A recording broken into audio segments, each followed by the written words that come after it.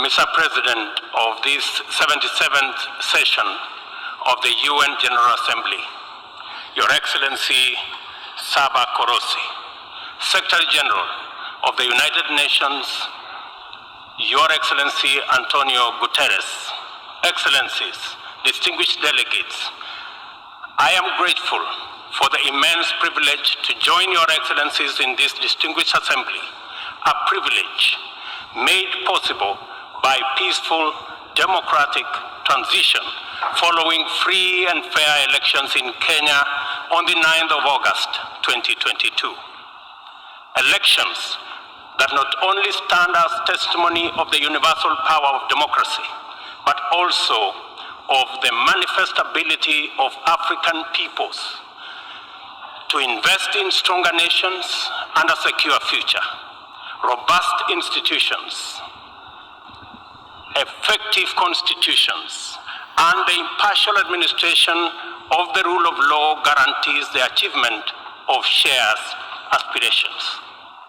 This 77th session of the UN General Assembly comes at a unique moment when the entire world is struggling with multiple grave challenges that include regional conflicts, the COVID-19 pandemic, the triple planetary crisis, food insecurity, and the rising cost of living. I take this opportunity to congratulate you, Mr. President, on your election to preside over this session, and to express my confidence that your wealth of experience offers us significant assurance of your good leadership. Your motto, solutions through solidarity, sustainability, and science, succinctly captures with particular resonance the urgent imperatives of our time. I assure you of Kenya's firm support and cooperation during your tenure. I further take this opportunity to commend your predecessor, His Excellency Abdullah Shahid, for his bold steps in steering the United Nations community and for ensuring its business continuity under the unprecedented circumstances occasioned by multiple global threats such as the COVID-19 pandemic. Excellencies, human well-being is under grave threat. The health of the planet requires urgent attention. The immense pressure exerted by conventional threats such as climate change, the global food crisis, terrorism, cybercrime, and armed conflict has been compounded by unprecedented, devastating disruptions due to COVID-19. I express my approval of the theme for this session, a watershed moment, transformative solutions to interlocking challenges. Because it boldly signals the window of opportunity we now have to escalate our engagement from firm consensus to decisive action. In many respects, the COVID-19 pandemic stripped us of many illusions and exposed stark justice and solidarity deficits in the face of existential crisis. It brought into sharp focus the global economy's two-lane highway, repressively patrolled by a rising tide of exclusionist nationalism, a specter that undermines prospects of collective action and significantly impairs the resolve of the international community to guarantee fundamental rights, including safety and dignity of the world's vulnerable majority. It is also for this reason that many nations, especially from the global south, now advocate for the democratization of the global governance and a reimagined multilateralism that is inclusive and works for the good of all. Kenya stands ready to work with other nations to achieve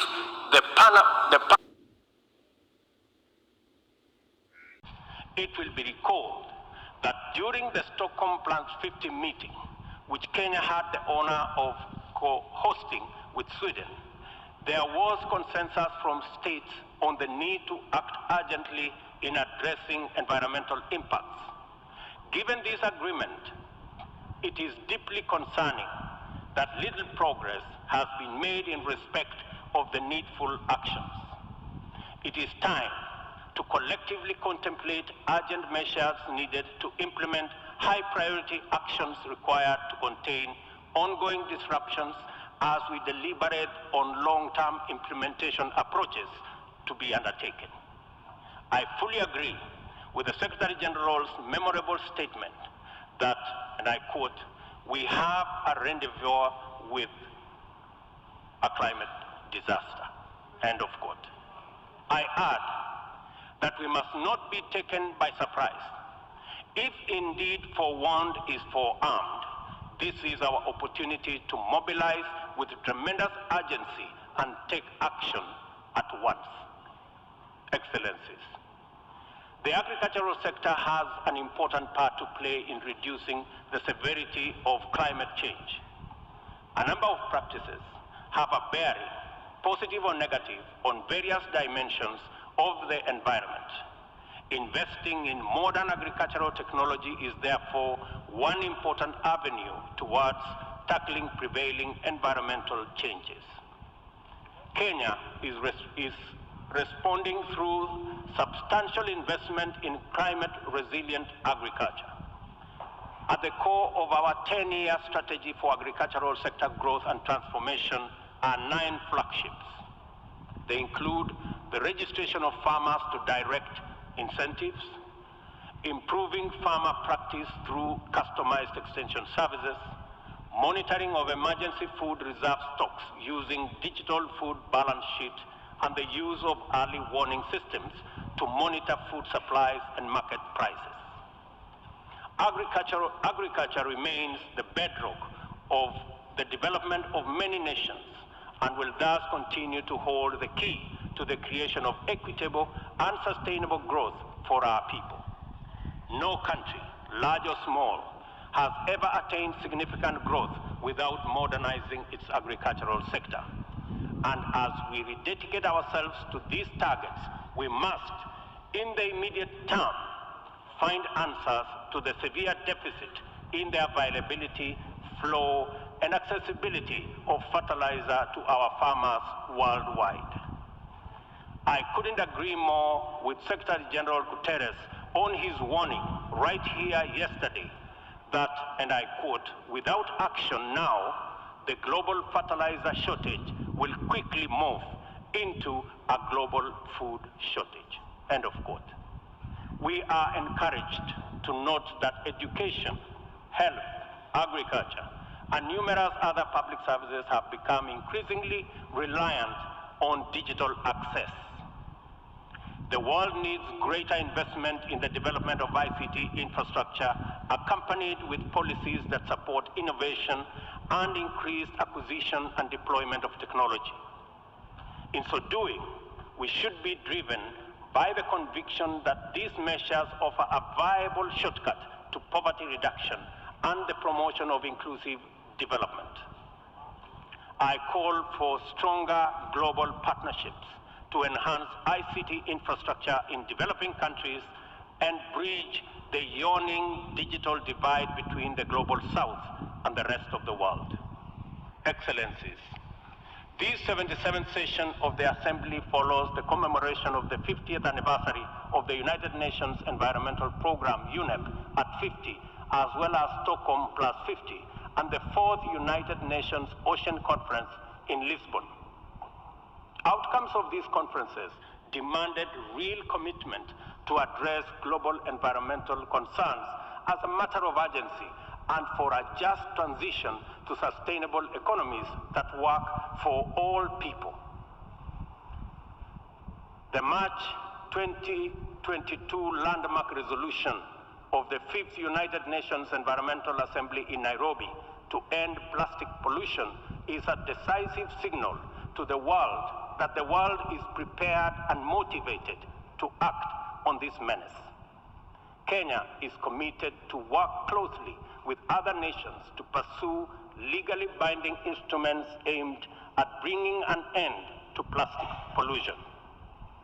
As the host nation to UNEP and the UN Habitat, Kenya affirms that these critical United Nations agencies have an indispensable role in the promotion of environmental sustainability globally, as well as developing socially and environmentally sound and sustainable cities. In keeping with its strong commitment to multilateral institutions, Kenya has made available more land for the United Nations office in Nairobi to facilitate the upgrading of its complex. I take this opportunity to call on member states to complement this contribution through enhanced financing to adequately modernize the union facilities in Nairobi.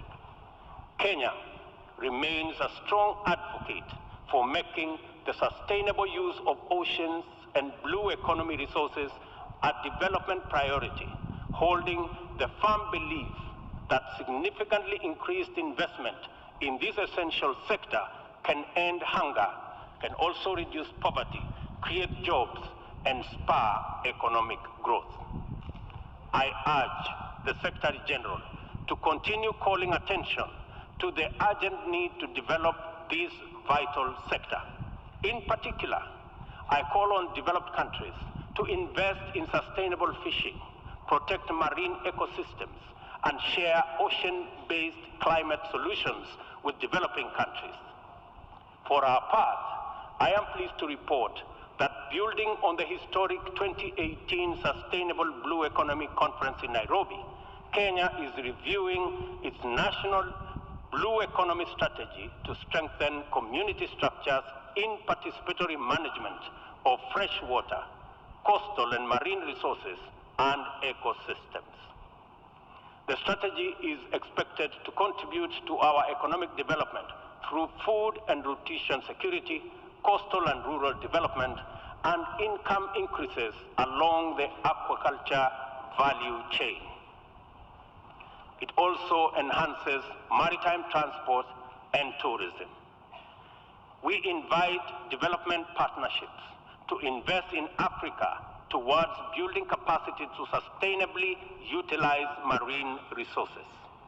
We must rally together to make the best use of Africa's vast blue resources in developing our economies while meeting our climate targets.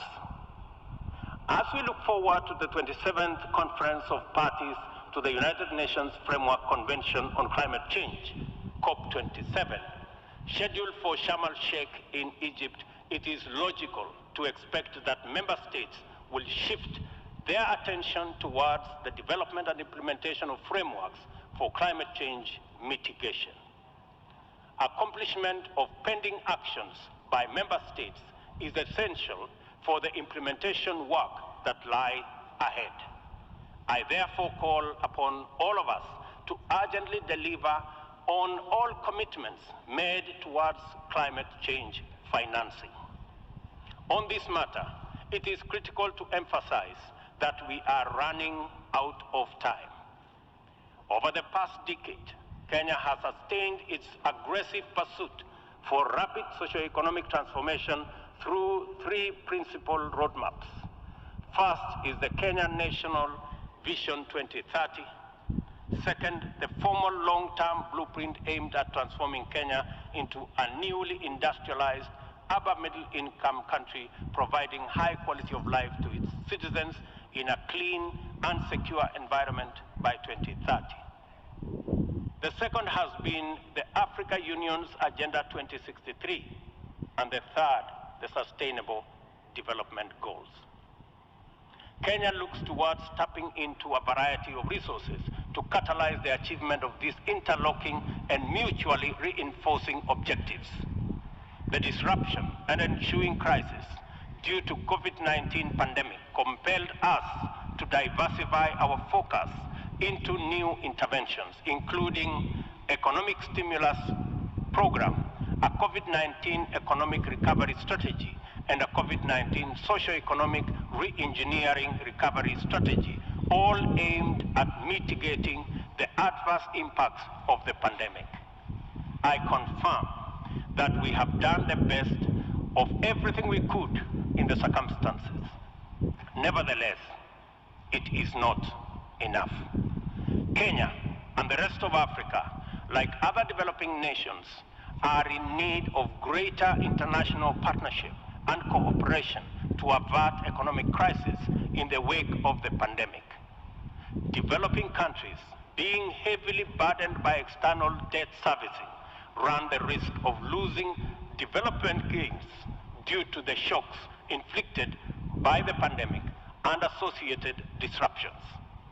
I call upon global financial institutions and the international community to take urgent measures and release all existing financial instruments to provide much-needed additional liquidity and secure better fiscal space for developing countries like Kenya to enhance social investment, support climate change adaptation and mitigation, and address security needs and resolve development financing challenges.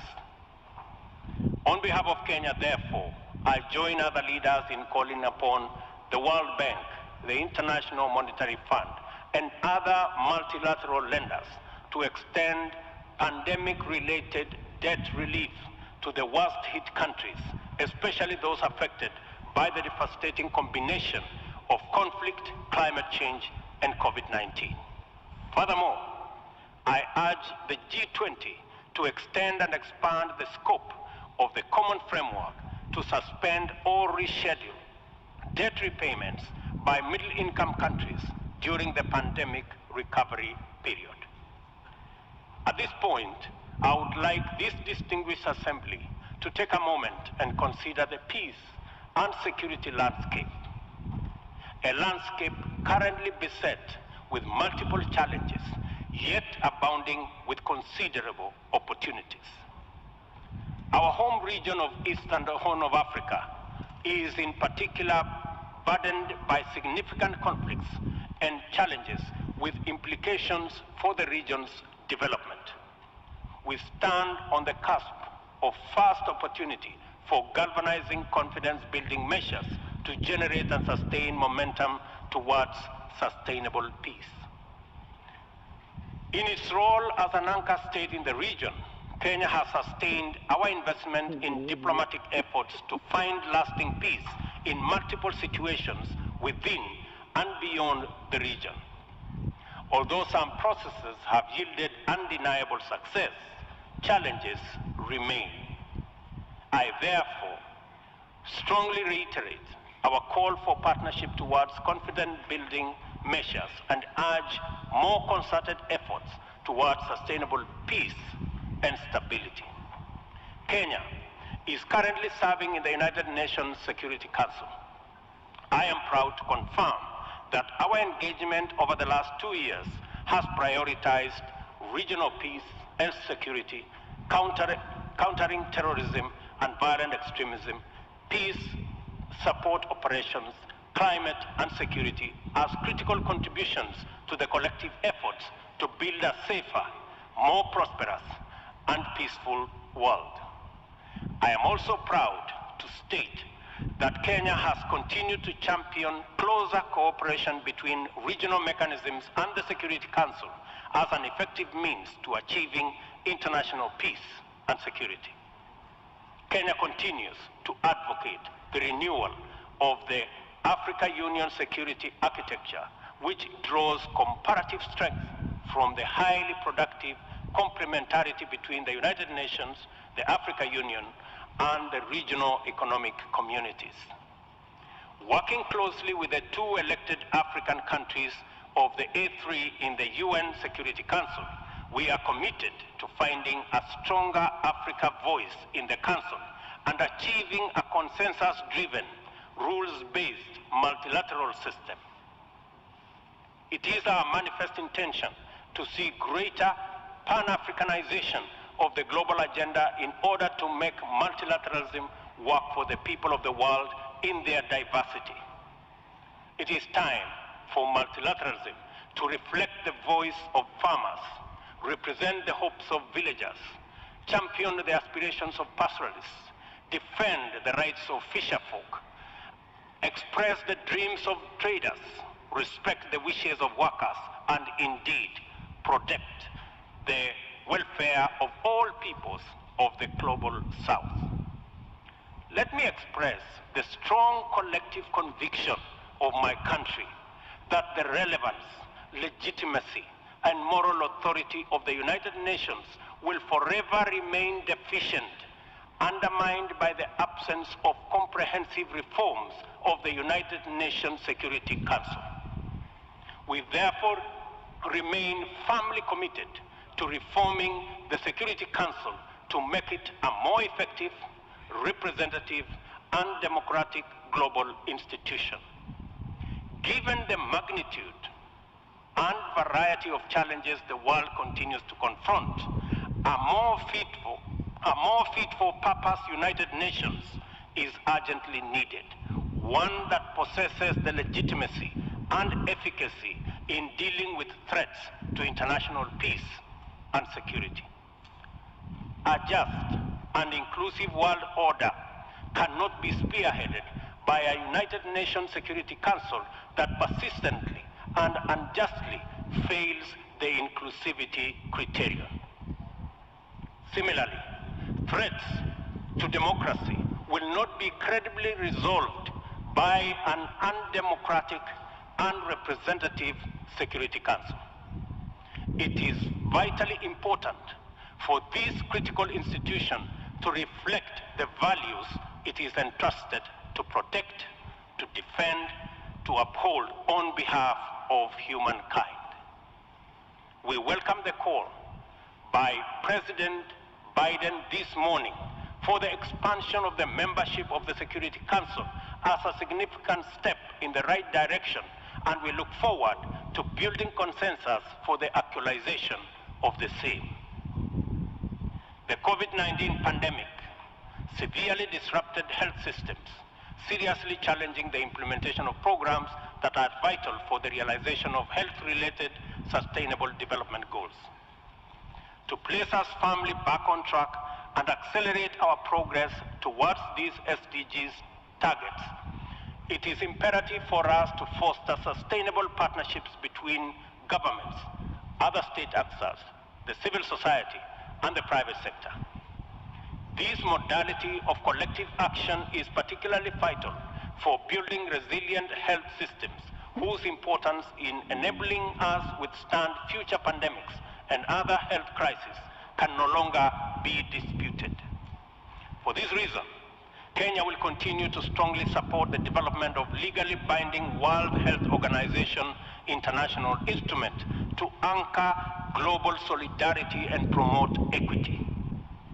The fact of the matter is that the COVID-19 pandemic exposed for all the world to see the severe deficit of these critical values in our present multilateral configuration.